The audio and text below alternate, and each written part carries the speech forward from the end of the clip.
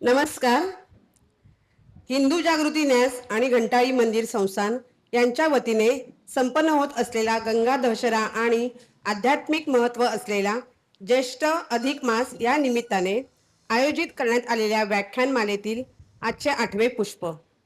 आज श्री दाकरू सोमण सरांकडून आपल्याला संत तुकाराम महाराजांबद्दल मार्गदर्शन मिळणार आहे.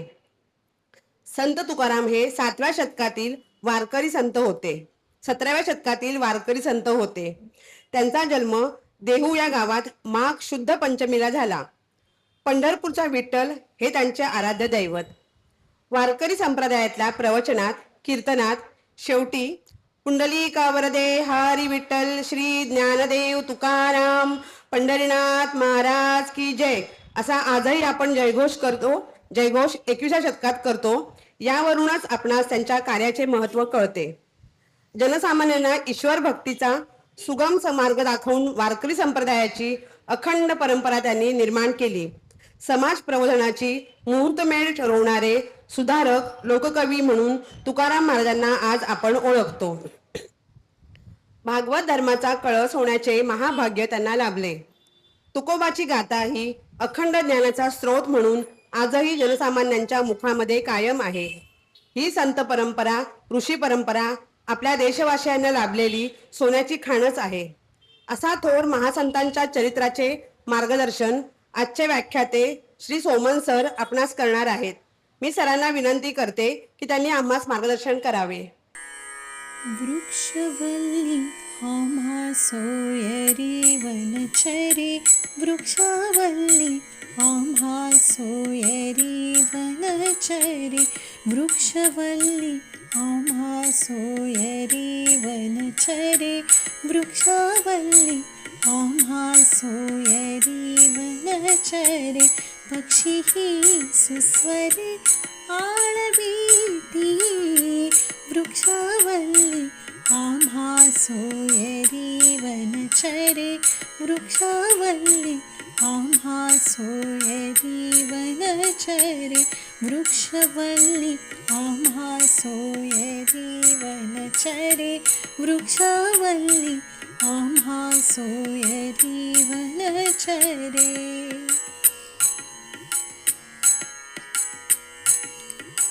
येणे सुखे रुचे एकांताचा वास, येणे सुखे रुचे एकांताचा वास, नाही गुण दोष अंगाईत, वृक्षवल्ली आम्हा सोयरी वनचरे, वृक्षवल्ली आम्हा सोयरी वनचरे, वृक्षवल्ली आम्हा सोयरी वनचरे, वृक्षवल्ली आम्हा सोयरी वनचरे.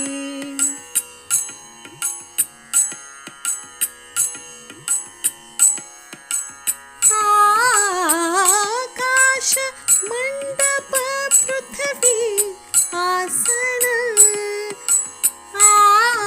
आकाश मंडप पृथ्वी आसन, रमे तेथे मन क्रीडा करी, कंथा कमंडलू देह उपचारा, कंथा कमंडलू देह उपचारा, जाडवितो वारावसरू, वृक्षवल्ली आम्हा सोयरी वनचरे, वृक्षवल्ली आम्हा सोयरी वनचरे, वृक्षवल्ली आम्हा सोयरी वनचरे, वृक्षवल्ली आम्हा सोयरी वनचरे.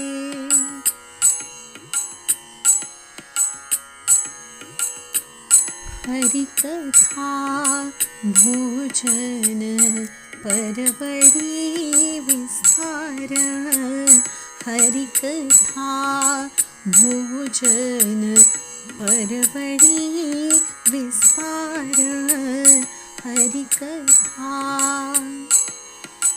करुणी प्रकार सेवो रुची करुणी प्रकार सेवो रुची करुणी प्रकार सेवो रुची तुका भळे होय मनासी संवाद तुका भळे होय मनासी संवाद आपुलाची वाद आपणासी वृक्षवल्ली आम्हा सोयरी वनचरे वृक्षवल्ली आम्हा सोयरी वनचरे पक्षी ही सुस्वरी आळविती वृक्षवल्ली आम्हा सोयरी वनचरे वृक्षवल्ली आम्हा सोयरी वनचरे.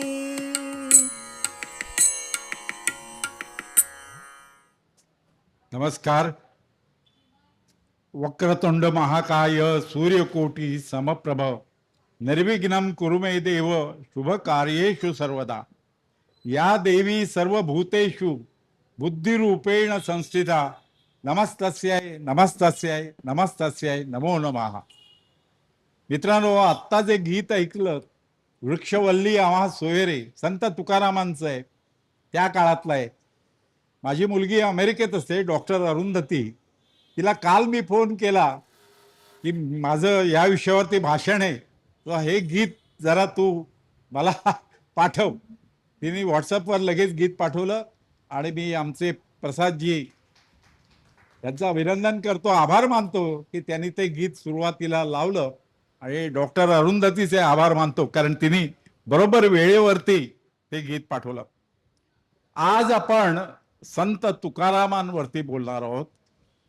संत कृपा झाली इमारत फळा आली, ज्ञानदेवे रचिला पाया उभारिले देवालया, नामातयाचा किंकर तेने केलासे विस्तार, जनार्दन एकनाथ खांब दिधला भागवत, तुका झालासे कळस भजन करा सावकाश, बहिणी म्हणे फडकती ध्वजा निरूपणा केली पूजा. मित्रांनो, संतांच्या कृपेने भागवत धर्माच्या देवालयाची इमारत पूर्ण झाली. ज्ञानदेवाने इमारतीचा पाया रचला, त्यांचे सेवक असलेल्या नामदेवरायांनी इमारतीचा विस्तार केला. जनार्दन स्वामींचे शिष्य असलेल्या एकनाथांनी एकनाथी भागवताची रचना करून इमारतीला भक्कम खांब दिला. तुकाराम महाराज या मंदिराचे कळस झाले. भाविक जन हो, आता निश्चिंत होऊया, मंदिरात सावकाश भजन करा. बहिणाबाई स्वतः मंदिरावर फडकवणारी ध्वजा झालेली असून तिनेच हे सुंदर वर्णन तिच्या अभंगात केलेलं आहे. बहिणाबाईचा अभंग आहे. त्याच आज कळसाविषयी आपण एक तासभर ओळख करून घेणार आहोत. संत तुकाराम. आपण संतांच्या या मालिकेमध्ये आजचं पुष्प हे अखेरचं आहे. उद्या आपण वेगळ्या विषयावरती बोलणार आहोत, तो सांगणारच आहे मी. परंतु महत्त्वाची गोष्ट ही की संत तुकाराम यांच्यावरती खूप खूप खूप अन्याय झालेला आहे. मला आज सांगताना सुद्धा गहिवरून येतो आपला स्वर, कारण संत तुकारामांवरती जेवढा अन्याय झाला, माऊलींवरती जसा झाला तसाच संत तुकारामांवरती वेगळ्या पद्धतीनं त्यांच्यावरती विशेषतः कठीण प्रसंगातून ते गेलेले आहेत. संत तुकारामांचा जन्म 21 जानेवारी 1608 मध्ये झाला. विचार करा, 17व्या शतकाच्या सुरुवातीला.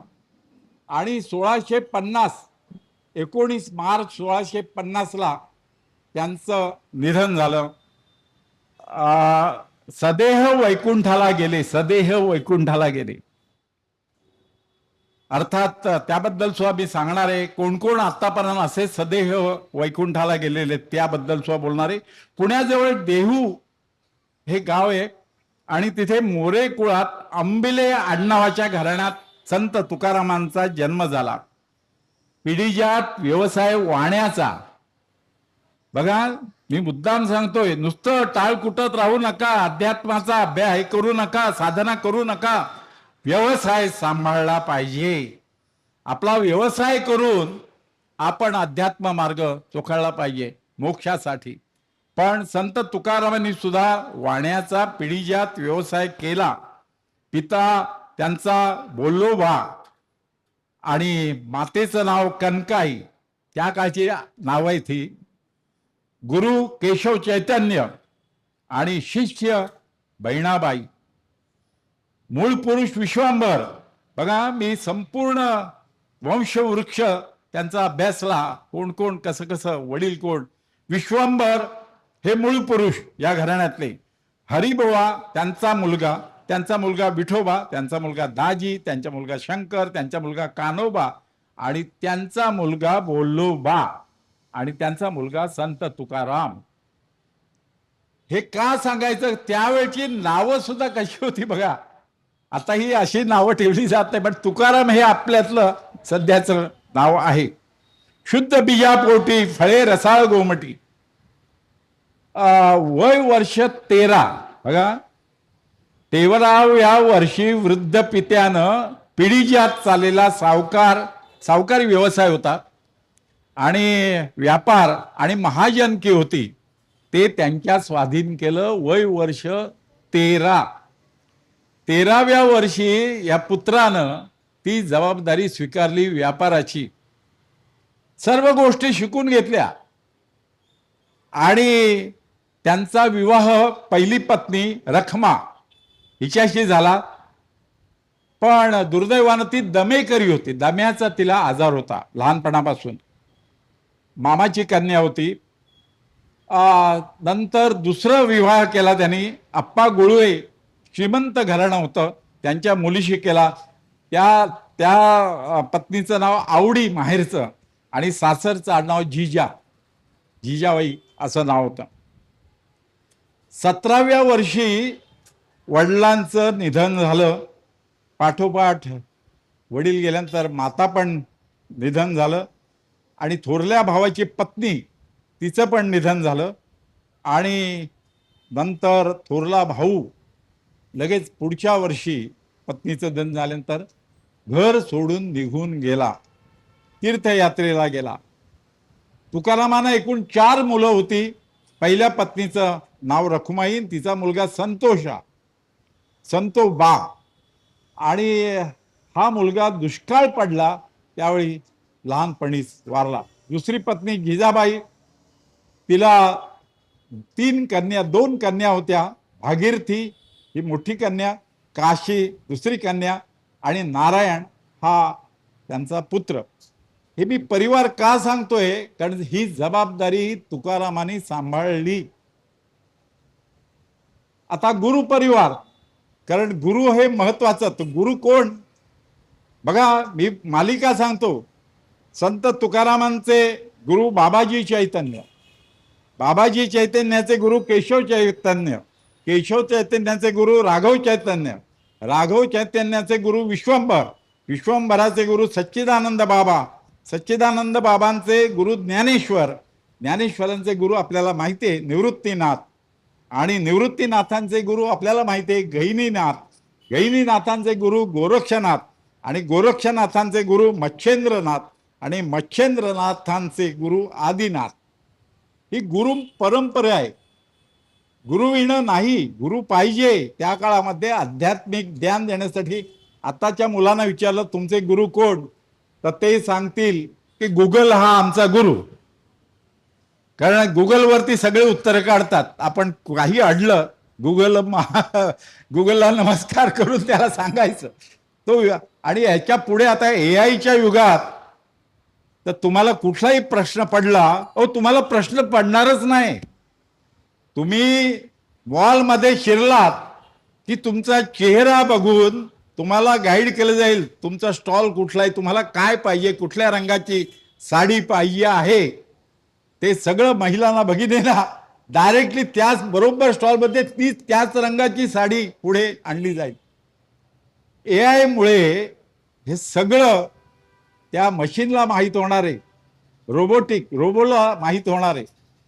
हे युग वेगळं आहे, पण तुकारामांचं युग वेगळं होतं. ते गुरुशिवाय पर्याय नव्हता आणि सद्गुरू लाभणं हे खूपच महत्वाचं त्या काळामध्ये होतं.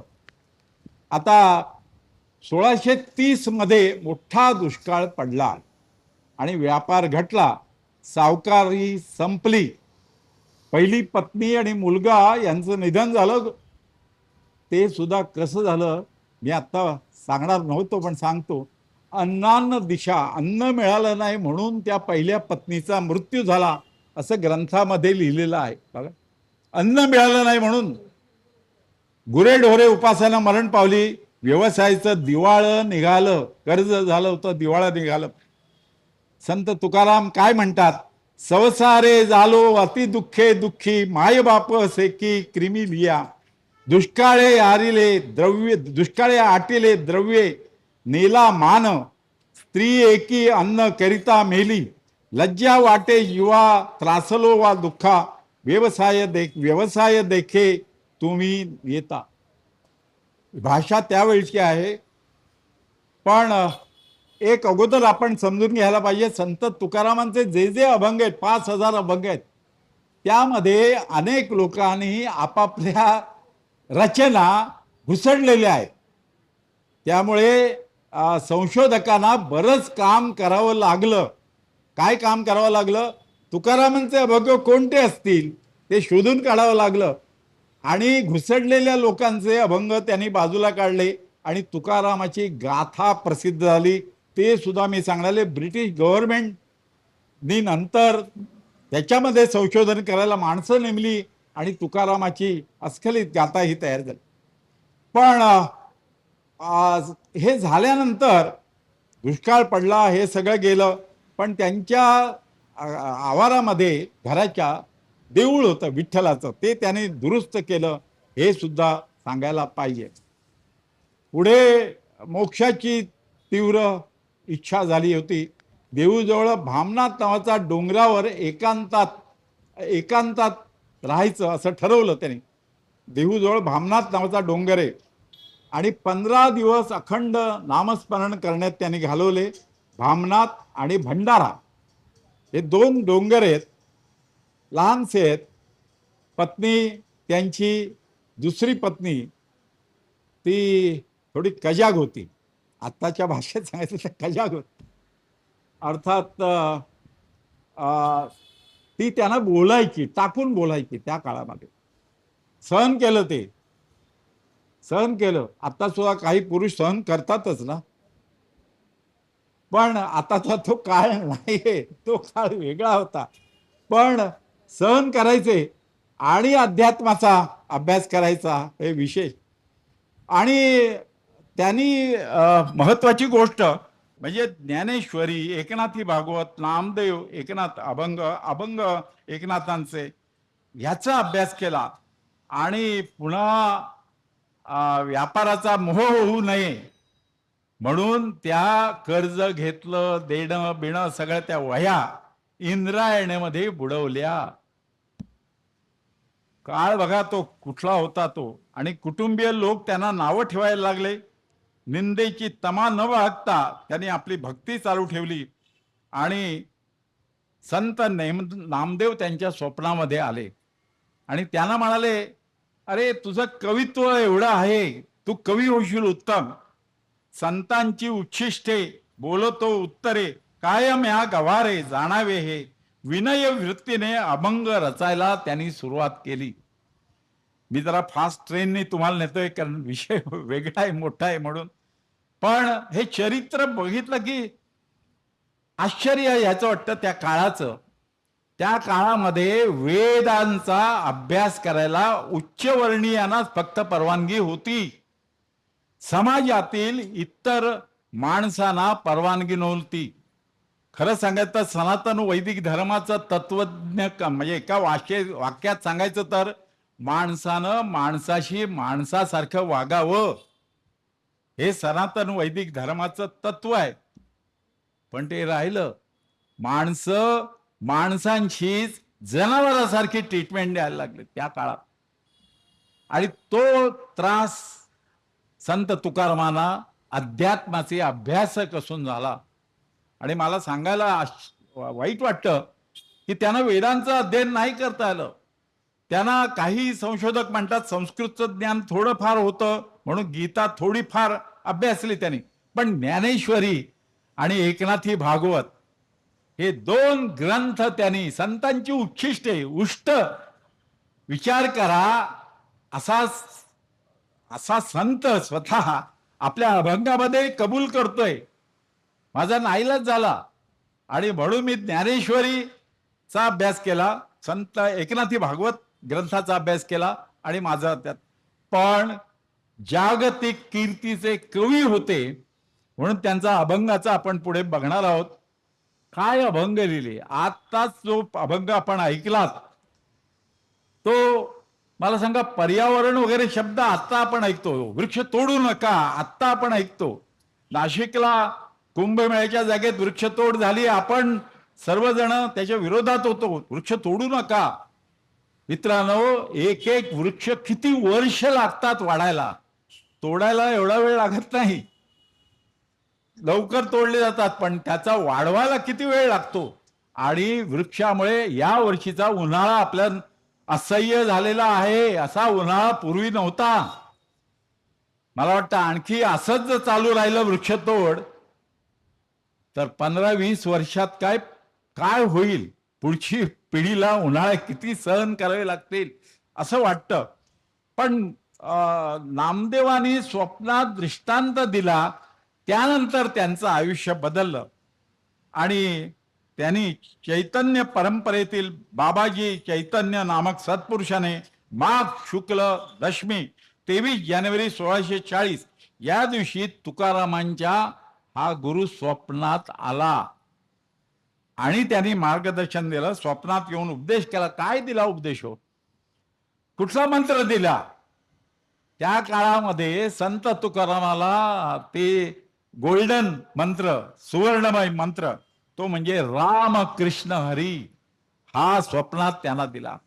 या एका मंत्रानं त्यांचं आयुष्य बदललं. म्हणजे मला विशेष वाटतं, तो मंत्र जपत जपत अध्यात्माचा त्यांनी हे केला, अभ्यास केला. आणि ग्रंथ कुठले तर मराठी मधले, कारण संस्कृतला स्पर्श करायचा अधिकार नाही अशी परिस्थिती. गीतेचा काही भाग अभंगात आढळतो. हे कसं संशोधकांनी सांगितलं तर गीतेतल्या ओव्या, गीतेतल्या शब्द आणि ह्यांचा अभंग असं जोडलं तेव्हा लक्षात आलं की गीतेचा अभ्यास यांनी केला होता. संशोधक अशा पद्धतीने संशोधन केलं. पण महत्वाची गोष्ट म्हणजे मला कधी कधी वाटतं की एखाद्या दुसऱ्या माणसाने, ज्याला संस्कृत तज्ज्ञ आहे, गीतेचा अभ्यास केलाय, त्यांनी सुद्धा अभंग घुसडले असतील. तुका म्हणे म्हटलं की तुकारामाचा अभंग, असं पण झालं असेल कदाचित. पण बरेचसे त्याविषयी गैरसमज आहेत, मतभिन्नता आहेत. आता तुकारामांचे अभंग कसे शोधले? मित्रांनो, आत्ताचं ठीक आहे, रेकॉर्ड आपण कम्प्युटरवरती असतो, सगळं रेकॉर्डिंग होतं. त्या काळामध्ये संत तुकारामांचे अभंग असे एका जागी सापडलेले नाहीत. आपल्याला माहिती आहे, ज्ञानेश्वरीची प्रत सुद्धा शुद्ध करण्यासाठी हस्तलिखित, त्यावेळी छपाई नव्हती, हस्तलिखित प्रती एकत्र करून त्याच्यावरून संशोधन करून शुद्ध प्रत बनवली. पण अभंग तर मुखोद्गत होते.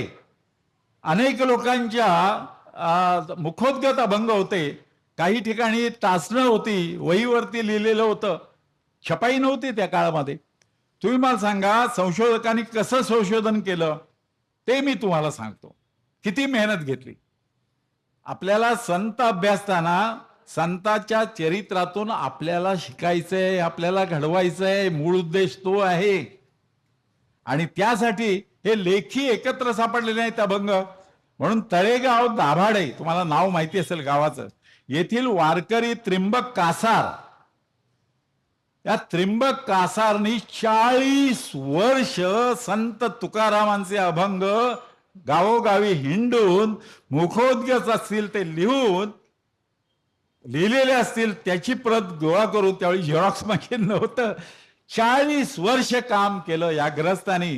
त्र्यंबक वारकरी होते ते स्वतः, त्र्यंबक कासार, 40 वर्ष गावोगावी जाऊन अभंग एकत्र केले. इसवी सन 1789 मध्ये कासारांचा संग्रह पूर्ण झाला. तसंच माधव चंद्रोबा म्हणून होते, त्यांनी तुकारामाची गाथा जे अभंग सापडले ते प्रसिद्ध केले 1867 मध्ये. आणि 1867 मध्ये गणपत कृष्णाजी त्यांची शिळा प्रेस होती, निर्णय सागर, आपल्याला माहिती असेल. मी पंचांग करतो गेले 55 वर्ष, तो प्रेस.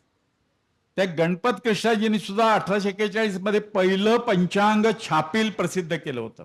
त्यापूर्वी हस्तलिखित पंचांग होती. गावी जोशी नावाचे ग्रस्त होते आणि ते गावात जाऊन पंचांग सांगायचे, एकादशी कधी आहे, संक्रांत कधी आहे, ग्रहण कधी आहे. छपाई नव्हती.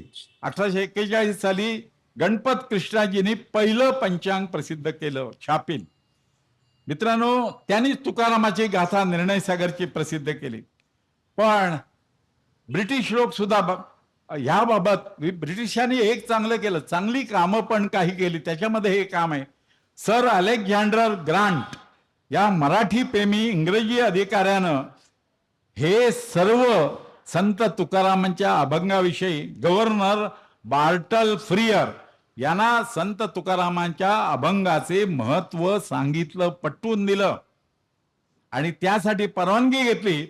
आणि पुरोगामी विचारवंत विष्णू परशुराम शास्त्री पंडित आणि शंकर पांडुरंग पंडित यांची नेमणूक केली.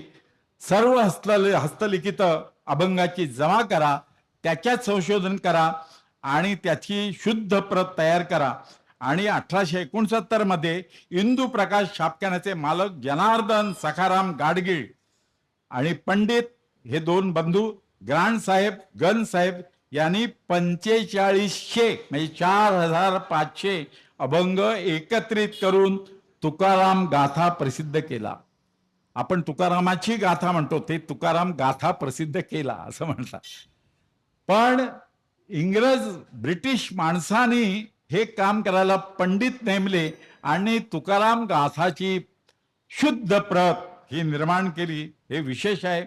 1909 मध्ये जोग महाराजांनी, अलीकडच्या काळात, 1909 म्हणजे काही जास्त पूर्वीचे नाही, जोग महाराजांनी समर्थ सार्थ गाथा, त्याचे अर्थ पण लिहून ती गाथा प्रसिद्ध केलेली आहे. मित्रांनो, मला सांगायचं आहे की हे अभंग एकत्र, ठाणेकर आपण आहोत, ठाण्याचे विल भावे, सारस्वतकार विल भावे यांनी ठाणे ग्रंथ संग्रहाची स्थापना केली. मी विश्वस्त आहे तिथे, मला अभिमान वाटतो त्यांचा, की त्यांनी तुकाराम बुवांचे अस्सल अभंगाची, किती अभंग होते, 1300 अभंग, जे खात्रीनं तुकाराम महाराजांचे आहेत असे प्रसिद्ध करून भाग पहिला आणि भाग दुसरा या विल भावे यांनी प्रसिद्ध केला. त्यांचा पुतळा आम्ही आता ग्रंथ संग्रहालयाच्या तळमजल्यामध्ये बसवतो आहोत, कारण सारस्वतात विल भावे यांनी ग्रंथ संग्रहालयाची ठाण्याची स्थापना केली.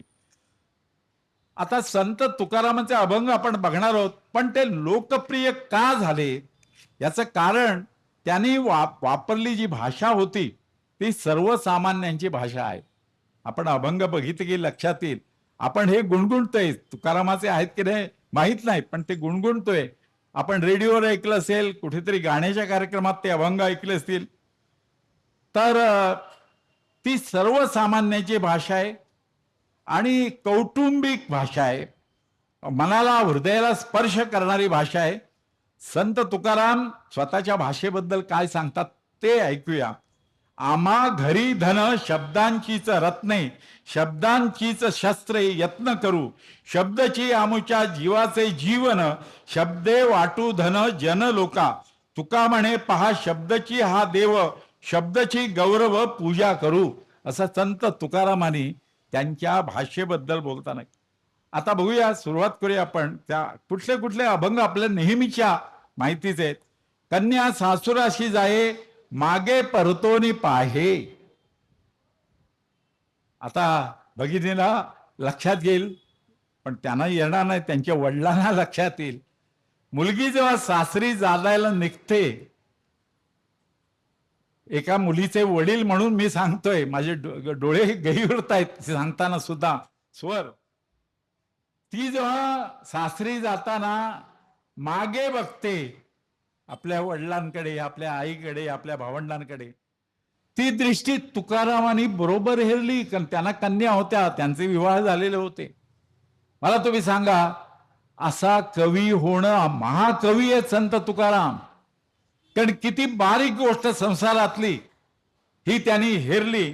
आणि कन्या सासुराशी जाये मागे परतोनी पाहे, तैसे झाले माझ्या जीवा, केव्हा भेटसे केशवा. उपमा दिले केशवा, तुझी भेट घ्यायला. किती बारकाईनं निरीक्षण केलं, कौटुंबिक प्रसंगाचं बारकाईनं निरीक्षण केलं आणि योग्य शब्दामध्ये आपल्या अभंगामध्ये ते मांडलं. हे कौतुक करायला पाहिजे. सुकुलिया माये बाळ हुरुहुरु पाहे. बघा उपमा कशा दिल्यात. कसं काय सुचलं, त्या काळात शिक्षण किती होतं माहित नाही. एखादी आई नजरेआड झाली तर बाळ कसं हुरुहुरु पाहत, तसं तुकारामांचं झालं. जीवना वेगळी मासोळी, जीवन म्हणजे पाणी, पाण्या वेगळी मासोळी बाहेर काढली, तैसा तुका तळमळी. 4 ओळी आहेत पण हृदयस्पर्शी आहेत. कन्या सासुराशी जाये मागे परतोनी पाहे, तैसे झाले माझ्या जीवा, केव्हा भेटसी केशवा. सुकुलिया मासे बाळ हुरुरु पाहे, माते बाळ झुरुझुरु पाहे, जीवना वेगळी मासोळी, तैसा तुका तळमळी. आपण तळमळतो आहोत हे ईश्वरापर्यंत, त्या विठ्ठलापर्यंत पोहोचवण्यासाठी 4 ओळीचा कसा वापर केला बघा, कल्पनेचा. पाण्यातील मासा त्यांनी पुढे पण किती सुंदर लिहिलंय. खरं सांगतो मी, आयुष्यात तुकारामाची गाथा न वाचता मृत्यू आला ना तर न जन्मल्यासारखा आहे. महाराष्ट्रात जन्म ज्ञानेश्वरांचं आणि तुकारामांचं दोन, म्हणून तर ज्ञानदेव तुकाराम, ज्ञानदेव तुकाराम, ज्ञानदेव तुकाराम घोषणा दिली जाते. पाण्यातील मासा झोप कैसा घेई.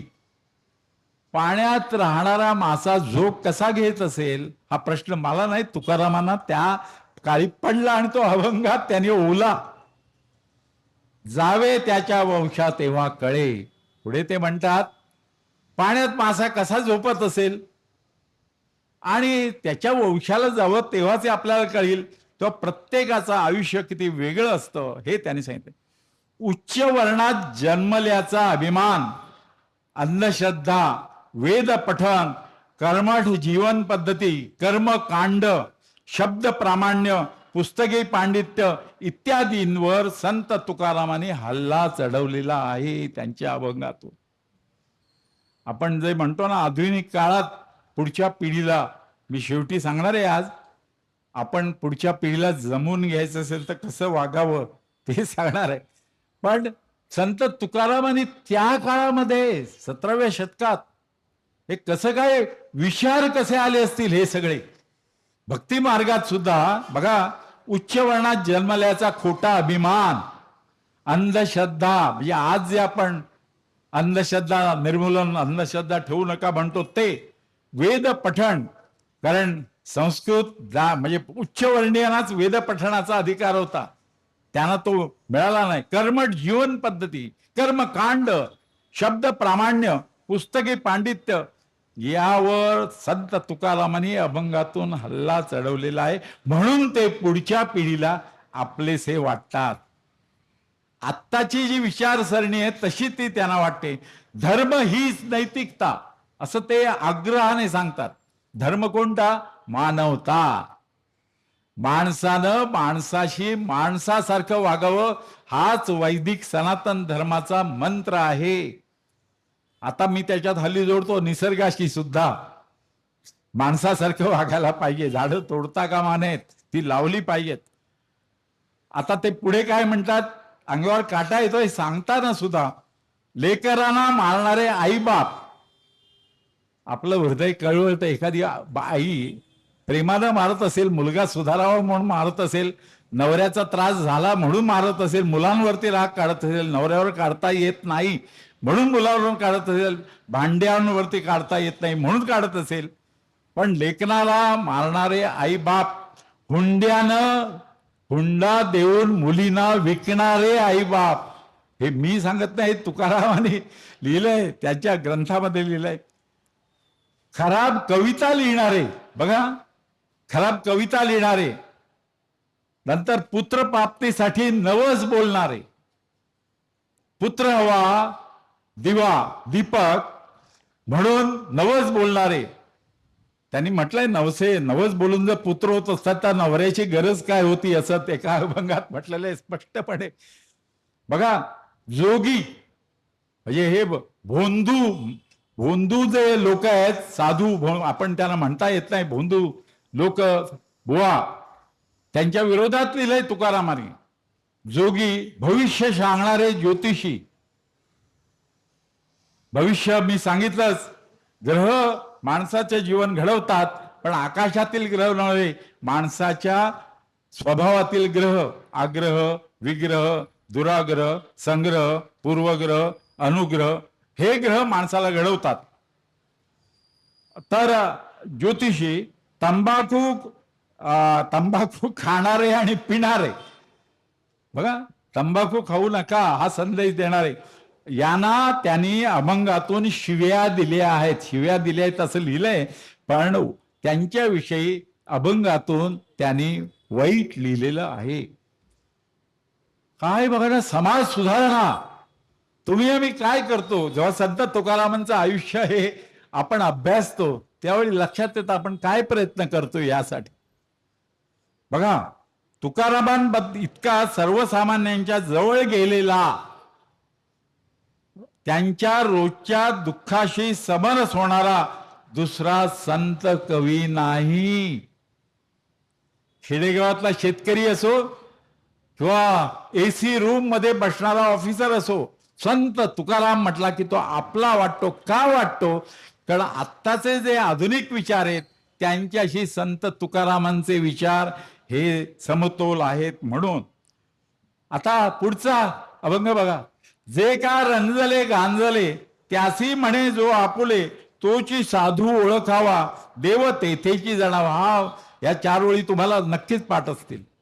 संत तुकारामांनी त्या काळी सांगितलंय, जे का रंजले गांजले त्यासी म्हणे जो आपुले. किती उदात्त विचार, मला कळत नाही. त्या काळामध्ये एवढा त्रास होऊन उच्चवर्णीयांचा त्रास झाला, दुष्काळ आला, पत्नी अन्न मिळालं नाही म्हणून मृत पावली, मुलगा मरण पावला, पण हे विचार, श्रीमंती विचार म्हणजे रिच थॉट्स हे त्यांनी दिलेत. तोची साधू ओळखावा देव तेथेची जाणावा.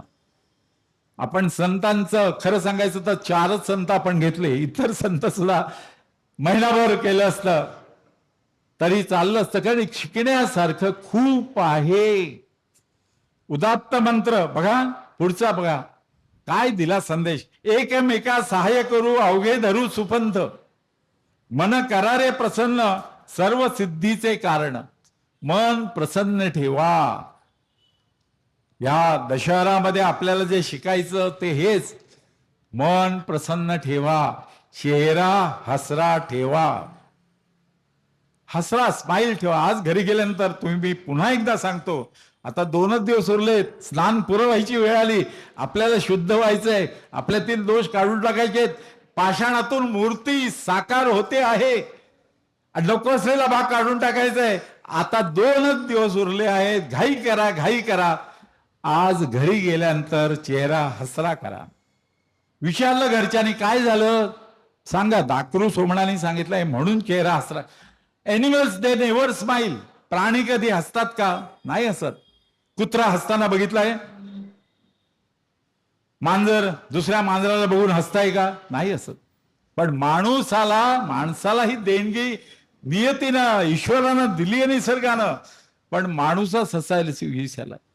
ठाण्यातील 2 माणसं एकाच बिल्डिंग मध्ये राहणारे कुठे साताऱ्याला भेटले, असा चेहरा, असा कशाला चेहरा घ्यायचा? वी आर नॉट बेगर्स, की कोण भीक घालणार नाही. हसरा चेहरा ठेवायचा.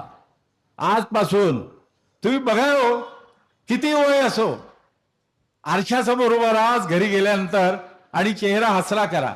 किती सुंदर दिसता, हँडसम दिसता. बघा, स्वतः अनुभवा. नाही तर तोच चेहरा असा, एकाच बिल्डिंग मध्ये माणसं असा चेहरा, काय दुःख. जसं काय वर्ल्ड बँकेचं कर्ज काढलेलं आहे, त्यांच्या डोक्यावरती ते कर्ज आहे, फेडायचं आहे, तेव्हा कोणीतरी मृत्यूदंड दिलाय. कशाला? अरे हा दिवस, गेलेला वेळ परत येत नाही, गेलेला क्षण परत येत नाही. आयुष्याचा प्रत्येक क्षण हा गेला, तो हसरा चेहरा ठेवून. म्हणजे मेहनचा तो माणूस जेव्हा जन्मतो ना, त्यावेळी तो रडतो, आणि मुलगा झाला, मुलगी झाली असं म्हणून सगळेजण हसतात, स्माईल करतात. माणसानं आयुष्यात एवढं कर्म करायला पाहिजे की मरताना हसत हसत मरायला पाहिजे, आणि जास्तीत जास्त लोकांनी रडायला पाहिजे, दुःख व्हायला पाहिजे, उलट व्हायला पाहिजे. एक्झॅक्टली. पण हे कधी होईल? आयुष्यात इतरांसाठी जगलं तर. संत तुकारामांचं आयुष्य किती दुःखाचं आहे, खरं रडत बसायला पाहिजे. अभंग एक पण लिहिला गीताखामध्ये. कवी कशी कल्पना ह्या परिस्थितीत. मला तुम्ही सांगा, हे तुकारामाचे अभंग, म्हणजे संत असूनही तुकाराम धार्मिकतेपेक्षा जास्त प्रमाणात सामाजिक दार्शनिक आशय व्यक्त करीत होते आपल्या अभंगातून. आलिया भोगासी असावे सादर, देवावरी भार घालो दिया. संत तुकारामांचे अभंग हे त्यांचे सहजोद्गार आहेत, सहज काढलेले उद्गार आहेत, जिवंत उद्गार आहेत. त्यात कृत्रिमपणाचा लवलेश नाही. तुका म्हणे करू मनासी संवाद, आपुलाची वाद आपणाशी. आपणच आपल्याशी संवाद साधायचा, असं संत तुकारामाने केलं. आणि हा संवाद प्रत्येक अभंगात, अभंग जेव्हा आपण म्हणतो ना, तेव्हा आपल्या लक्षात येतो. वृक्षवल्ली आम्हा सोयरे, पर्यावरण. तुम्ही आत्ताच बघितलं, त्या गडकरी रंगयज्ञाच्या बाजूची जागेत वृक्ष होते, वृक्ष, झाड नव्हे, वृक्ष होते. तोडल्यानंतर सगळे म्हणतात, अरे कशाला तोडले, कशाला तोडले, का तोडले. तोडण्यापूर्वी नाशिकला कुंभमेळा, अरे साधू संत हे वृक्षाखालीच राहत होते ना, तोडायची काय जरूर होती. रस्ता दुरून घ्या, रस्त्यात वृक्षाला.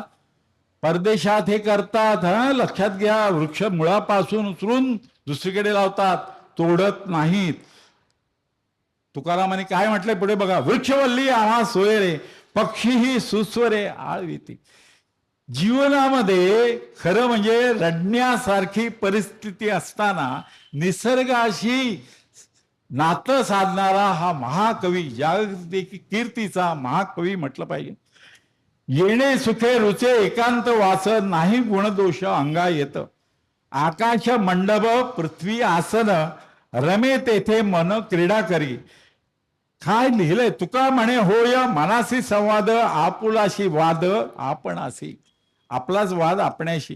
किती सुंदर लिहिलंय. दुसऱ्या एका अभंगामध्ये बघा ना, संत तुकाराम काय म्हणतात. प्रत्येक अभंग म्हणजे लेणं आहे, लेणं, कोरीव काम केलेलं लेणं आहे. दुसऱ्या अभंगात ते म्हणतात, सुंदर ते ध्यान उभे विटेवरी, कर कटावरी ठेवून या. तुळसी हार गळा कासे पितांबर, आवडे निरंतर हेची ध्यान. मकर कुंडले तळपती श्रवणी, कंठी कौस्तुभ म्हणी विराजित. तुका म्हणे माझे हेची सर्व सुख, पाहिन श्रीमुख आवडीले. 4-5 ओळीत आपल्या डोळ्यासमोर विठोबाची मूर्ती येते. ही ताकद त्यांच्या अभंगात आहे. एक एक अभंग आपापल्या मुलांना, नातवंडांना, आजीने सांगावा. आत्ता नाही नातवाला कळणार, पुढे कळेल, आणि तो सांगेल, माझ्या लहानपणी आजीनं मला हा अभंग संत तुकारामांचा सांगितला होता. पाश्चात्य लोकांनी संत तुकारामांच्या अभंगाचा अभ्यास केला. एवढंच नव्हे, इंग्रजीमध्ये याचं भाषांतर झालेलं आहे. असे अभंग इतरांनी नाही लिहिलेत. मला तेच सांगायचं आहे. ते संत तुकारामाने लिहिले, ज्यांचं जीवन हे असं होतं. आनंदाचे डोही आनंद तरंग, आनंदाची अंग आनंदाचे. काय सांगो झाले काहीची या बाही, पुढे चाली नाही आवडीने. गर्भाचे आवडी मातेचा डोहळा, तेथीचा जिव्हाळा तेथे बिंबे. तुका म्हणे तैसा ओतळ असे ठसा, अनुभव सारीसा मुखा आला. 6 ओळीमध्ये किती भाव आहे. काय सांगितलंय. किती आनंदाचे डोही आनंद तरंगे. जेव्हा गीतं आपण ऐकतो रेडिओवरती किंवा इतरत्र, आपल्याला वाटतात, पण त्याचा अर्थ समजून घ्या. केवळ ते गेयता, पण गेयता आहेच, त्याच्या मागे संगीत आहेच, पण त्याचा अर्थ तेवढाच आहे. आता पुढचा भाग बघूया आपण. जेथे जातो तेथे तू माझा सांगाती, चालविसी हाती धरून या. चालो वाटे आम्ही तुझाची आधार, चालविसी भार सवे माझा. बोलो आता बोलो जाता बरळ, करीसी ते नीट, नेली लाज धीट, केलो देवा अवघे जन मज, जाते लोक पाळ, सोयी रे सकळ प्राण सखे. तुका म्हणे आता खेळतो कौतुके, झाले तुझे सुख अंतर्बाई. सावळी पुण्य परोपकार पाप ते परपीडा. आपल्याला माहिती आहे महर्षी व्यासानी जे सांगितलं त्या काळामध्ये तेच संत तुकारामांनी सांगितले. पाप पुण्याची व्याख्या. पुण्य म्हणजे काय? परोपकार. आणि पाप म्हणजे काय? परपीडा. आपल्याला कळलंच नाही, आयुष्य जगलो. We are existing, we are not living. आपण अस्तित्वात असतो पण जगत नाही. हे अभंग अभ्यासले की आपल्याला जगण्याची ऊर्जा मिळते. पाप म्हणजे काय आणि पुण्य म्हणजे काय? पुण्य म्हणजे संत तुकारामांनी सांगितलंय, पुण्य म्हणजे परोपकार. या दशहराच्या निमित्तानं आपण एका विद्यार्थ्याला एक गोष्ट शिकवा. शेजारच्याचा केर, अंगणातील केर काढूया. परोपकार अनेक प्रकारे करता येतो. पुरुषार्थाला पाणी दिलं तरी परोपकार आहे, भुकेलेल्या अन्न दिलं तरी परोपकार आहे. परोपकार कसा करावा हे माझ्यापेक्षा तुम्हाला सुद्धा जास्त कळतं. सत्य तोची धर्म, असत्य ते कर्म. धर्म कुठला? सत्य. आणि कर्म असत्य, असं संत तुकारामांनी म्हटलंय. माणसाने माणसाशी माणसासारखे वागावं, हा सनातिक. आता सिंहस्थ 31 ऑक्टोबरला नाशिकला सुरू होतोय. 12 वर्षापूर्वी जेव्हा झाला नाशिक त्र्यंबकेश्वरला सिंहस्थ मेळा, कुंभमेळा, सिंह राशीत गुरुग्रह आला की सिंहस्थ कुंभमेळा असतो. मी ह्या ट्रस्टीना रानडे साहेबांना सांगितलंय, सिंहस्थाबद्दल एखादं व्याख्यान त्यावेळी आपण ठरवू. सिंहस्थ म्हणजे काय, कधी येतो? 12 वर्षाने गुरुग्रह सिंह राशीत येतो, तेव्हा सिंहस्थ नाशिक त्र्यंबकेश्वरला होतो. काय तर अमृत जेव्हा निघालं समुद्र मंथनातून, तेव्हा त्याचे थेंब पडले. तर गुरु सिंह राशीत असताना थेंब नाशिक त्र्यंबकेश्वरला पडले. म्हणून गोदा मातेमध्ये स्नान करा, त्या नदीमध्ये स्नान करा. पण याज्ञवल्क्य, काल आपण अभ्यासलं, त्या याज्ञवल्क्याने सांगितलंय पाप कुठलं जातं? नकळत घडलेलं पाप जातं. कळत घडलेलं पाप कितीही डुबक्या मारा जात नाही, असं मी सांगत नाही, याज्ञवल्क्याने सांगितलंय. नकळत घडलेली पाप कोणती? चालताना मुंगी पायाखाली चिरडली, नकळत घडली. काही हातून नकळत घडलेलं पाप लक्षात घ्या. तो सिंहस्थ होतोय, तर त्या सिंहस्थाबद्दल संत तुकारामांनी काय म्हणाले? नाशिकचे कुसुमाग्रज त्यांनी काय म्हटलंय? नाशिकचेच आहेत ते, त्यांनी सुद्धा असंच म्हटलंय. त्यावेळी मी सांगेन भाषणात, पण तुकारामांनी, संत तुकारामांनी काय म्हटलंय सिंहस्थाबद्दल ते? आली सिंहस्थ पर्वणी, नाव्या भटा झाली धणी. सिंहस्थ पर्वणी आली आहे, आता नाव्याच्यानी ब्राह्मणांची धनी, त्यांना धनप्राप्ती होणार. अंतरी पापाच्या कोडी, वरी वरी डोळी बोडी दाढी. पूर्वी केस कापायची पद्धत असायची, त्र्यंबकेश्वरला अजूनही आहे. तशी केस कापून जायचे, त्यावेळी न्हावी लागायचा आणि तिथे ब्राह्मण लागायचा. म्हणून त्यांनी संत तुकारामांचं एक वैशिष्ट्य, वाभाडे काढले. ते तिथे कुठेही भीडभाड बाळगली नाही, हे विशेष आहे. आता दुसरा एक अभंग बघूया. जे का रंजले गांजले त्याची म्हणे जो आपले, तोची साधू ओळखावा. हे बघितलंय. हे दुःखी कष्टी लोकांना आपला म्हणेल तोच साधू, हे त्यांनी सांगितलेलं आहे. आणखी एक महत्वाचं, वेदांचा अभ्यास करता येत नाही याचं दुःख त्याने म्हटलंय. वेद आम्हावरी रुसोनिया गेला, आम्ही त्याच्या बाळा धरिले कंठी. बाप त्याचे आम्ही झालो आता, काय करील तो आता. वेद जर आपल्यावर रुसले, अर्थात वेदांचं ज्ञान सामान्य लोकांना कठीण वाटले तर संत म्हणतात की आम्ही त्या वेदांच्या बाळाला, अर्थात वेदांचे मूळ ज्या परमेश्वराचे त्या विठ्ठलाला प्रेमाने आपल्या कंठाशी धरले आहे.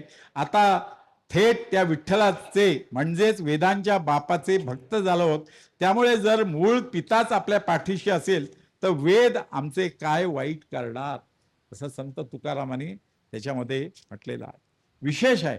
आणि ह्या अभंगातून भक्तीचे श्रेष्ठत्व आणि ईश्वराच्या प्रेमाची ताकद संत तुकारामांनी दाखवली आहे. संत तुकारामांचे प्रसन्न आणि प्रासादिक असे जे कवित्व आहे ना, ते पाहून काही उच्चवर्णीय सनातन मंडळींना त्यांचा हेवा वाटू लागला. विशेषतः तुम्ही नावं चरित्रात ऐकली असतील. रामेश्वर भट्ट आणि मंबाजी बुवा यांनी खूप त्रास दिला सुरुवातीला संत तुकारामाला, परंतु नंतर तेच त्याचे भक्त बनले. हे विशेष आहे. रामेश्वर भट्ट आणि मंबाजी बुवा काय म्हणाले संत तुकाराम ते बघूया. वेदांचा तो अर्थ आम्हासच ठावा, इतरांशी व्हावा भार व्यर्थ. तुकारामांना अभंगाच्या वया इंद्रायणी नदीत बुडवायला भाग पडले. वया बुडवल्यावर संत तुकारामांनी 13 दिवस उपोषण केलं तिथे आणि निश्चय उपवासपूर्वक देवाला धरणं धरलं. देव प्रसन्न झाला आणि इंद्रायणीतून त्यांच्या वया कोरड्या निघाल्या. ही कथा खरी असो दंतकथा असो, एक गोष्ट मात्र नक्की, तुकारामांचे अभंग केवळ वह्यात राहिलेच नव्हते, ते सगळ्या महाराष्ट्रभर मुखी, प्रत्येकाच्या मुखी गेले होते आणि वह्यातून होते. त्यामुळे ते अभंग पुन्हा मिळवता आले. त्या वह्या इंद्रायणीनं वरती सुक्या दिल्या की नाही हे आहे, खरं आहे की खोटं आहे माहीत नाही, परंतु ही महत्वाची गोष्ट म्हणजे अभंग शेकडो किलोमीटर दूर असलेल्या लोकांना मुखोद्गत होते. त्यामुळे साहजिकच ही पर्वा नव्हती. पण या घटनेनंतर रामेश्वर भट्ट आणि मंबाजीबुवा विरोधकांचा विरोध मावळला. संत तुकारामांच्या साधुत्वाचा आणि कवित्वाचा डंका सर्वत्र वाजू लागला. त्यांचे सर्व जीवितच उजळून निघाले, आनंदमय झाले. पुढे काय म्हणतात संत तुकाराम ते ऐकूया. अणुरेणू या थोकडा तुका आकाशा एवढा, गिळोनी सांडिले कलेवर भवभ्रमाचा आकार. सांडिली त्रिपुरी दीप उजळला घरी, तुका म्हणे आता उरलो उपकारापुरता. उपकारापुरता तले मी अणुरेणूपेक्षाही सूक्ष्म आणि आकाश एवढा मोठा आहे. मी भ्रमरूपी आकार सर्व गिळून टाकला आहे. होय, ज्ञेय, ज्ञाता आणि ज्ञान ही त्रिपुरी मी सांडली आहे आणि अंतःकरण रूपघाटाच्या ठिकाणी निजबोधाचा दीप प्रकाशित केला आहे. संत तुकाराम महाराज म्हणतात, मी केवळ लोकांवर आता उपकार करण्यासाठीच उरलो आहे. हे अभंग वाचले की आपल्याला त्यांच्याविषयी आदर निर्माण होतो, अधिक अभ्यास करा असं वाटतो. संत तुकाराम 41 वर्षाचे झाले. 41 वर्ष आपले जीवित आता सफल झाले, कृतार्थ झाले असे त्यांना प्रत्यय वाटू लागले. आता देहत्याग करायला हरकत नाही असे त्यांच्या मनाने घेतले. एक दिवस सर्व लोक कीर्तनात रंगलेले असताना, प्रसन्न मनस्थितीत असताना त्यांनी जगाचा अभावितपणे निरोप घेतला. पुढे काय म्हणतात, संत तुकाराम सदेह वैकुंठाला गेले. अंतकाळी विठो आमासी पावला, कुडी सहित झाला गुप्त तुका. फाल्गुन वद्य द्वितीया तुकाराम बीज, त्या दिवशी ते त्यांचं निर्वाण झालं. अर्थात संत तुकाराम सदेह स्वर्गाला गेले. तसे कोण गेले आणखी? संत मुक्ताबाई अशाच पाहता पाहता गुप्त झाल्या होत्या. इतिहास सांगतोय.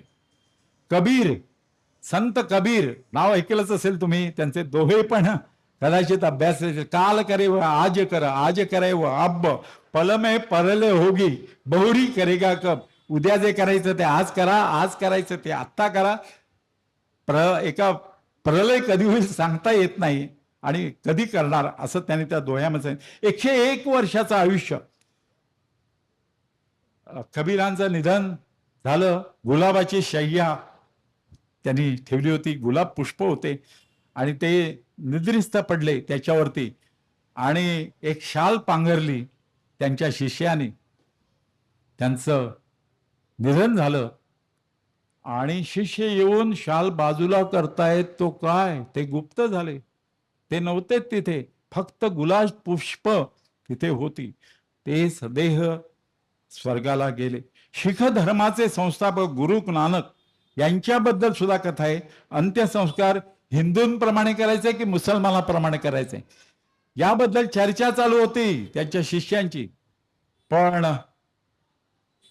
मृत शरीर व त्यांनी वस्त्र उचललं तेव्हा आतमध्ये खाली शरीर नव्हतंच हे त्यांच्या लक्षात आलं.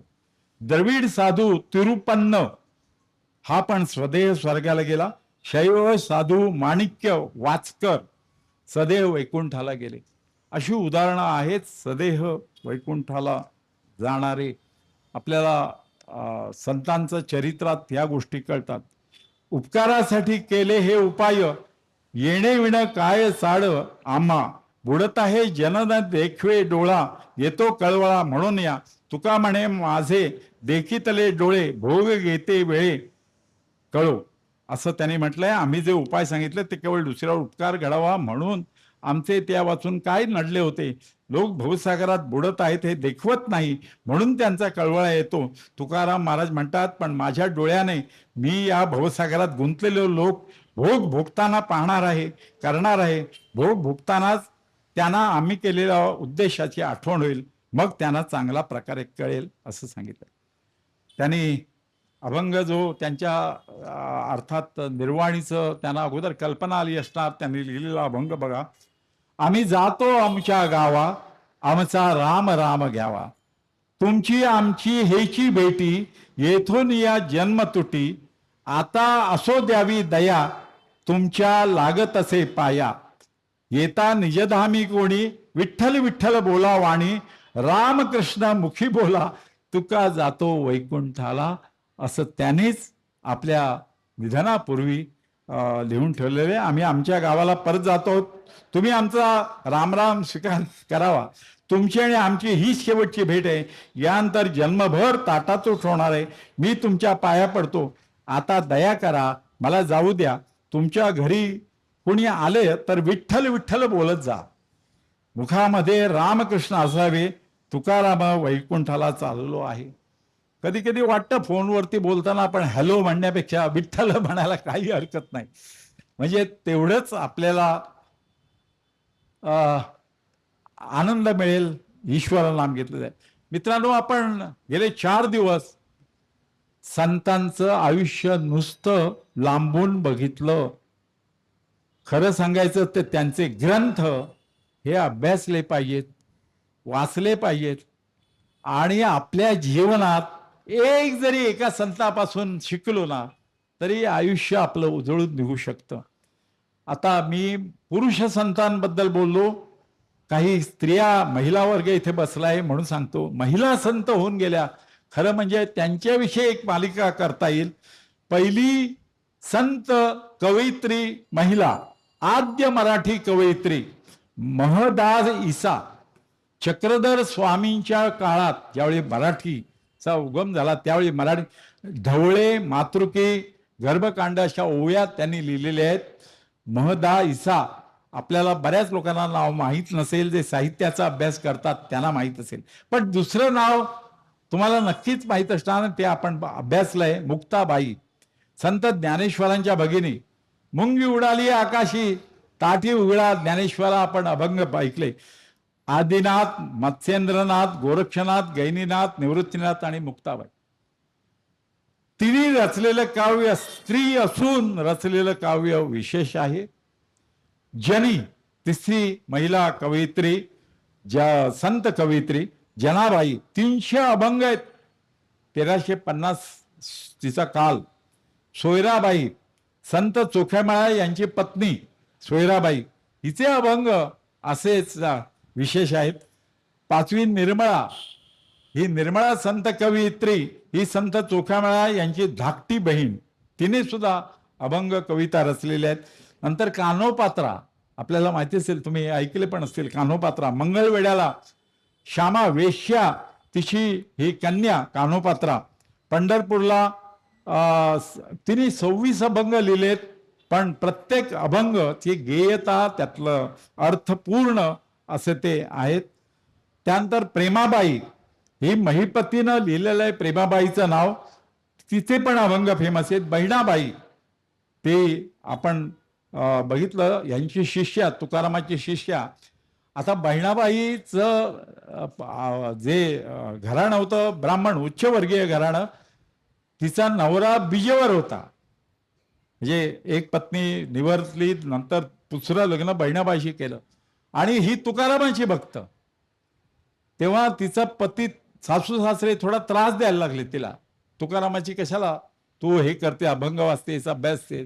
पण इतकी भक्ती, एकदा पतीला आजारी पडला, तेव्हा तिने सांगितलं तुम्ही तुकारामाचे भक्त व्हा, आणि नंतर तो सुधारला आणि तिच्याबरोबर तुकारामांच्या अभ्यास करायला लागला अभंगाचा. बहिणाबाई. वेणाबाई समर्थ रामदासांच्या कुळातली, ती तुम्हाला तिचे रचना आहेत. नंतर बाह्याबाई, ती वेणाबाईंची शिष्या, तिचं पण माहिती आहे. मित्रांनो, असं आहे, आपलं घड्याळ इतकं फास्ट फिरतंय, 5 मिनिटं फक्त उरली आहेत, आपल्याला वेळेत हे समाप्त करायचं आहे. मला माहिती आहे की वेळ केव्हा गेला हे कळत नाही. खरं सांगायचं तर संत तुकारामांवरती बोलताना 8 दिवस बोलता येईल, 8-10 दिवस इतकं. त्यांच्या प्रत्येक अभंगाचा अभ्यास करणं, कसा करायचा, त्याच्यापासून काय शिकायचं हे सांगता येईल. पण आयुष्य किती मिळालं हो संतांना. संत ज्ञानेश्वरांना 21 वर्ष फक्त आयुष्य, संत नामदेवांना त्या मानाने 80 वर्ष आयुष्य मिळालं, संत एकनाथांना 66 वर्ष आयुष्य मिळालं, आणि संत तुकारामांना 41 वर्ष आयुष्य मिळालं. आयुष्य किती जगला यापेक्षा कसा जगला याला महत्व आहे, आणि आपण त्याच्यापासून शिकायचं. एक क्षण एकाला मदत करायची असेल तर क्षण पुरतो, पण तो मदत त्याच्या आयुष्यात बराच बदल करणार असते. आता मी जे सांगणार आहे ते आत्ताच्या जीवनाला शेवटी, ते म्हणजे पुढच्या पिढीशी वागताना वेगळं वागावं लागतं. आता बदललंय. आपण सासू सासरे असाल, आई वडील असाल, पण एक 10 गोष्टी आज मी या गंगा दशहऱ्याच्या निमित्तानं सांगतोय. आजपासून या गंगा दशहऱ्याचे 2 दिवस राहिले असताना आजपासून त्या पाळायला लागायचं, कृतीत उतरवायच्या, म्हणजे पुढची पिढी आपल्याला नक्कीच वंदन करेल. मुलगा असो, सून असो, कोणी असो, जावई असो. जावयाला 33 अनरसे नाही दिलेत तरी अशा प्रकारे वागलात तर तो जास्त सुखी होईल. बघा, पहिला मुद्दा, मुलांना, पुढच्या पिढीला आर्थिक गोष्टी विचारायच्या नाहीत. तुला पगार किती मिळतो, कुठे खर्च करतो, आर्थिक गोष्ट पुढच्या पिढीला विचारलेली आवडत नाही.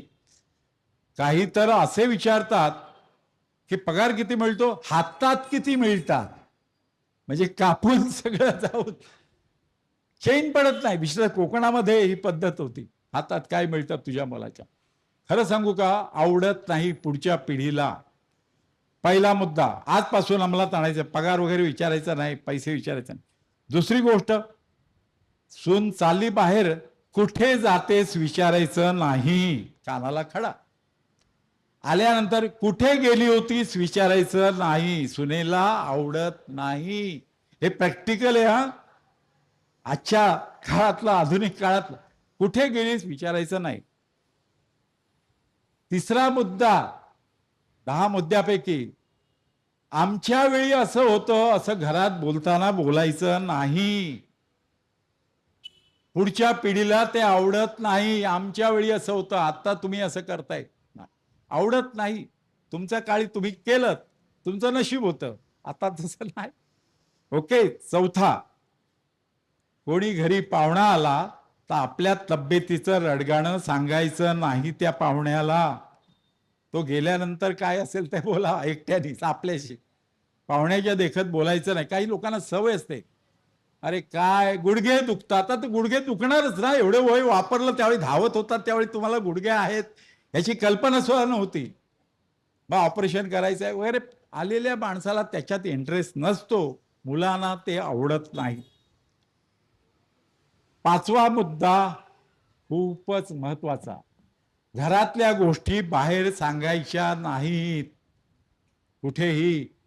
काही लोकांना सवय असते, बिल्डिंग मधल्या सगळ्या महिला भगिनी एकत्र बसतात आणि आमच्याकडे असं चाललं तसं चाललं, सगळं घरातली बाहेर जाता कामा नये, पुढच्या पिढीला ते आवडत नाही. सहावी गोष्ट, आपली औषधं आपणच वेळेवर घ्यावीत, आपल्या तब्येतीला आपणच जबाबदार आहोत, मुलं नाही, त्यांना वेळ पण नाही मिळणार. सातवा मुद्दा, मुलांना सारखे सल्ले देत बसायचं नाही. फुकटचे सल्ले आवडत नाही, त्यांना सल्ले देत बसू नका, आवडत नाही. आठवा महत्वाचा मुद्दा 10 मुद्द्यांपैकी, टीव्ही मोबाईलचा वापर संयमानं टाळायचा. आम्ही काय करणार, म्हातारी माणसं टीव्हीच बघणार ना, दुसरं काय, असं सांगायचं नाही. मुलांचा अभ्यास असतो, नातवंडांचा अभ्यास असतो. लक्षात घ्या, आपल्यामुळे इतरांना परपीडा होता का म्हणे संत तुकारामांनी आत्ताच मी सांगितलं. 9वा पॉइंट महत्वाचा आहे, विशेषतः इथे सांगायलाच पाहिजे, कारण इथे अनेक असे पॉइंट दुकानं आहेत जे चविष्ट खाद्यपदार्थ पुरवतात, वृद्धापकाळी खावेसे वाटतात. आबस राबस खाऊ नये. वृद्धापकाळी आपल्या आतडी वृद्ध झालेली असतात, त्यांना ते पचत नाही. आणि सारखं देवदेव करायचं नाही. काही लोक देवाची भीती दाखवतात, पूर्वीच्या काही तर अंगात आणायचंय बायका, म्हणजे सून अंगात आणायची सासूला भीती दाखवण्यासाठी. आत्ताची सासू सुनेच्या अंगात आलं तर 2 लाफा मारेल तिच्या, देवी बघणार नाही ती. अंगात येतच नाही देव, देव अंगात कशाला येईल. पण पूर्वीच्या काळी भीती दाखवायला ती गोष्ट केली जायची. संत तुकारामांनी तर त्याच्यावरती अभंग लिहिलेले आहेत.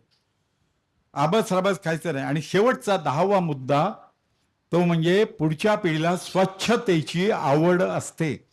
बाथरूम टॉयलेट वापरल्यानंतर स्वच्छ ठेवायची जबाबदारी घरातल्या वृद्ध माणसाने घ्यायला पाहिजे. मित्रांनो, आपल्याला बदलायचं आहे, बदलण्याचा प्रयत्न करायचा आहे. आणि त्यासाठीच मी सांगतो, मी मफतलाल मिलमध्ये ट्रेनिंग देत असे कामगारांना, प्रशिक्षण. काम झाल्यानंतर सुटल्यानंतर LNTच्या कामगारांना सगळ्यांना स्टीफन कवेचं एक पुस्तक आहे 7 हॅबिट्स, ते शिकवत असे. 10 ते 5 जेवण देऊन बसून कामाच्या वेळेत 10 ते 5 काम न करता बसवायचं संपूर्ण LNT फॅक्टरीला. एकदा एक मुसलमानी बाई बुरखाधारी गेटवरती आली, मिलच्या गेटवर आली. सोमन साहेब किधर आहे विचारायला. आम्हाला आमच्या मिलमध्ये पद्धत होती, फॅक्टरीमध्ये प्रत्येक असते, आतमध्ये पाठवत नाही, गेटवरती थांबवतात आणि त्या अधिकाऱ्याला फोन करतात, गेटवरती एक कोणतरी भेटायला आलंय. मला फोन आला, मी बघतो तो बुरखाधारी बाई. म्हणजे सोमन साहेब आप है क्या, म्हटलं हां. ती पाया पडायला लागली. म्हटलं का, मेरे पति कभी भी अच्छी बात नहीं करते थे, कल से वो बहुत अच्छा बात करने लगे. मी त्याला कसं बोलायचं शिकवलं, स्वर, पत्नीशी कसं बोलायचं, आईशी कसं बोलायचं हे शिकवलं. आणि तो मुसलमान मनुष्य बदलला आणि त्याची पत्नी आभार मानायला मला गेटवरती आली. काय म्हणजे असे अनुभव आलेले आहेत, असे अनुभव येतात. आता माझ्या पत्नीला माहिती आहे, एकदा डोंबिवलीतल्या एका शाळेतील माजी विद्यार्थी आले. माजी विद्यार्थी मला म्हणाले, सर तुमचं व्याख्यान ठेवायचं आहे. हे प्रॅक्टिकल आहे, मी सांगतोय, व्याख्यान ठेवायचं आहे. म्हटलं का, कशासाठी. नाही, आमच्या शाळेतल्या, आम्ही माजी विद्यार्थी आहोत, पण आमच्या शाळेतला एका विद्यार्थ्याला कॅन्सर झाला आहे, त्याच्यावर उपचार करायला, तो गरीब आहे, त्याला मदतीसाठी फंड उभा करायचा आहे. डोंबिवलीची शाळा, मला वाटतं पाटकर विद्यालय. आणि ते माजी विद्यार्थी आले आणि बसले. सर तुमचं मानधन किती व्याख्यानाचं. मी त्यांच्या पाठीवर हात फिरवला आणि त्यांना सांगितलं मानधन नाही, शून्य, मीच मदत करीन, आणखी मी अवश्य व्याख्यान देईन. तिकीट लावून व्याख्यान ठेवायचं होतं. कशावर? खगोलशास्त्रावरती. आणि शाळेचे म्हणे शाळेचं कंपाऊंड आम्ही वापरतोय, त्याचं ट्रस्टी म्हणाले भाडं घेणार आम्ही. मग ते ट्रस्टी माझ्या ओळखीचे होते. काय त्यांचं नाव आहे माझ्या आत्ता आठवणार नाही. त्यांना फोन केला की हे विद्यार्थी, मी फ्री व्याख्यान देतोय, तुम्ही भाडं घेऊ नका. मग सगळ्यांना त्यांना चिठी दिली, माईकवाल्यांना फ्री केलं, स्टेजवाल्यांना फ्री दिलं. 3,000 4,000 मुलं त्या पटांगणात बसले होते. मी ॲस्ट्रॉनॉमीवरती बोललो त्या शाळेमध्ये डोंबिवलीच्या. त्यांनी फंड जवळला, 10-10 रुपये तिकीट ठेवलं आणि त्या विद्यार्थ्याला उपचाराला दिले. एवढीच इथेच गोष्ट थांबत नाही, तर तो विद्यार्थी बोर्डामध्ये आला. त्यावेळी लिस्ट जाहीर केलं जायचं, तो बोर्डात आला. मला तुम्ही सांगा, नवरे नावाचा तो विद्यार्थी माजी विद्यार्थी संघाचा होता, मला अजून आठवतं. तो सुद्धा PhD झाला IIT मधून, PhD झाला. नवरे नावाचा विद्यार्थी, माजी विद्यार्थी. आणि त्याच वेळी मुलुंडच्या एका शाळेमध्ये पेपरला आलेली बातमी, स्पर्धेमध्ये एक विद्यार्थी पुढे आला, जिंकला, तर दुसऱ्या विद्यार्थ्यांनी त्याला पाय तोडलं, त्याच्या पायावर मारलं. तुम्हाला आठवत असेल ती गोष्ट. बघा ना, त्याच वेळी घडलेली घटना आणि इथे घडलेली डोंबिवलीला पाटकर विद्यालयामध्ये घडलेली घटना. असंच मी एकदा भाषण, खरं म्हणजे असं ट्रेनिंग द्यायचं नसतं, 1 to 1. खरं म्हणजे तुमच्याशी संभाषण साधून परिवर्तन करायचं असतं. टेक्स्टाईल मिलमध्ये मी ते काम करत असे. असंच एकदा जोगेश्वरीला एक विद्यार्थी बघा बोर्डात आला होता, गरीब विद्यार्थी.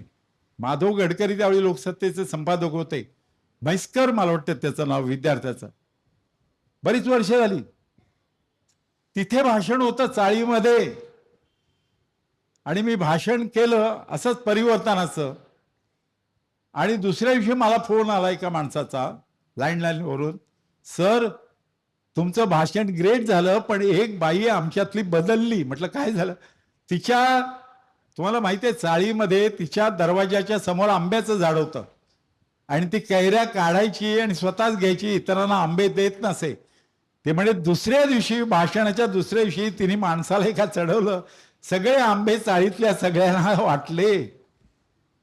होऊ शकतो बदल, नाही असं नाही. इम्पॉसिबल शब्दाचं स्पेलिंग सुद्धा आहे, I am possible, nothing is impossible.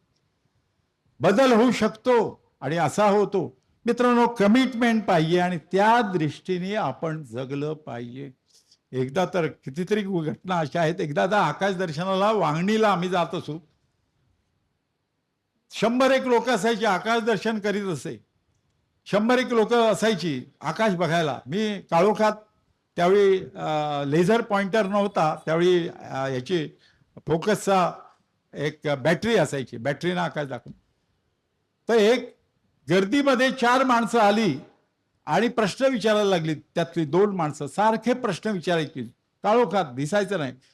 मी त्या एव्हरीडी टॉर्च, तो त्याच्या प्रकाशाचा झोत चेहऱ्यावर पडला. कोण आहे बघायला? बघतात ते 2 अंध व्यक्ती. अंध दिसत नव्हतं, पण आकाश दर्शनाला आल्या होत्या. त्यांना लक्षात आलं, बरोबर सेन्सिटिव्ह असतात ते जास्त. त्यांच्या लक्षात आलं. त्यांनी म्हणाले, सोमण साहेब आम्ही आत्ता आलोय, आम्हाला दिसत नाही, तुम्ही जरा समजावून इतकं चांगलं सांगताय, आम्हाला प्रत्यक्ष बघितल्याचा आनंद होतोय. त्यांना मी जवळ घेतलं नंतर आणि त्यांना समजेल अशा भाषेत. आणि त्याच्यानंतर दादरला शारदाश्रममध्ये ब्लाइंड मॅन असोसिएशनचे 300 अंध व्यक्तींसमोर बोललो, भाषण केलं होतं. अंध व्यक्तींसमोर बोलणं हे वेगळंच, मला तर अजून आठवतात ते क्षण. आणि मग त्या महिला असा अंगावरून हात फिरवायच्या, सोमण साहेब कोण आम्हाला दिसत नाही, पण भाषण झाल्यानंतर कृतज्ञता व्यक्त करण्यासाठी पाठीवरून हात फिरवा असे.